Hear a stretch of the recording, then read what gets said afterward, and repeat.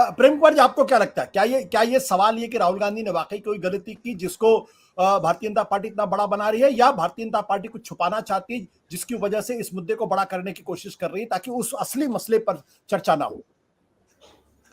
देखिए आशुतोष जी, अगर राहुल गांधी ने किसी समय कह दिया होता कि चीन की सेना न देश में घुसी है न घुसी हुई है, इमेजिन कीजिए क्या होता। फिर तो वो देश में रहने लायक ही नहीं होते। लेकिन प्रधानमंत्री जी बोले तब कोई मुद्दा नहीं बना, वो देश के विरोध में नहीं था। इस विषय पर जब कभी भी बीजेपी नेताओं से सवाल कीजिए, वो लोग इसका जवाब नहीं देते, चुप रह जाते। और मीडिया भी उनसे पूछती नहीं है कभी कि ऐसा उन्होंने क्यों कहा, क्या मतलब था। वो फिर भी, लेकिन ये एक हमेशा का डायलॉग है। तो राहुल गांधी देश भर में यात्राएं करते रहे, उस दौरान भी जब कभी भी उन्होंने कुछ कहा तो उस पर भी हल्ला हंगामा हुआ।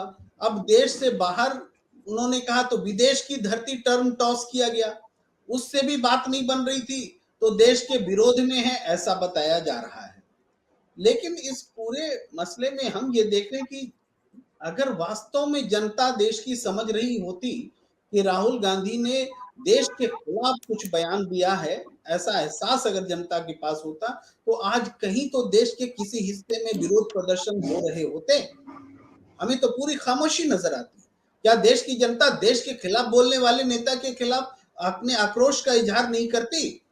लेकिन नहीं कर, यानी सिर्फ और सिर्फ पॉलिटिकल प्रोपेगेंडा ही इसको हम मानते हैं, जो कि सदन में एक कंपैरेटिवली इस तरह से खड़ा किया गया है कि एक मुद्दे को हम नहीं चर्चा होने देंगे, इसलिए दूसरा मुद्दा सामने रख देते हैं, जो कि अडानी और मोदी के अंतर संबंधों पर और हिंडनबर्ग रिपोर्ट पर चर्चा कराने नहीं देना चाहती है सरकार।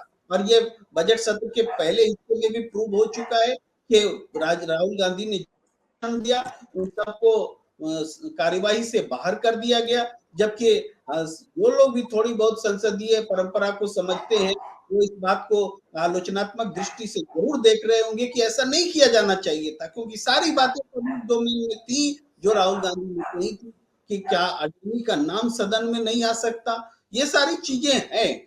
तो चूंकि सरकार को उस विषय पर कुछ बोलना नहीं है, नहीं बोलने की रणनीति है, तो कैसे इसका काउंटर किया जाए? तो इसका काउंटर इस रूप में होता है कि अग्रेसिवली राहुल गांधी पर देश विरोधी होने का आरोप लगाया जाए। तो ये अगर राष्ट्रवाद से भी जुड़ता है मामला, ये देश के विरोध से विपक्षी को दलों को जोड़ने से भी जुड़ता है, ये सूट करता है भारतीय जनता पार्टी को। इससे पहले भी इस तरह की सियासत वो करने में सफल रहे, तो उनको लगता है कि इस बार भी हम सफल होंगे। लेकिन मैंने पहले भी कहा कि जनता राहुल गांधी के खिलाफ सड़क पर नहीं है कि उन्होंने देश के खिलाफ कुछ बोला है। जी, आवाज आपकी नहीं आ रही। सत्य हिंदी का ऐप डाउनलोड करें गूगल प्ले स्टोर पर।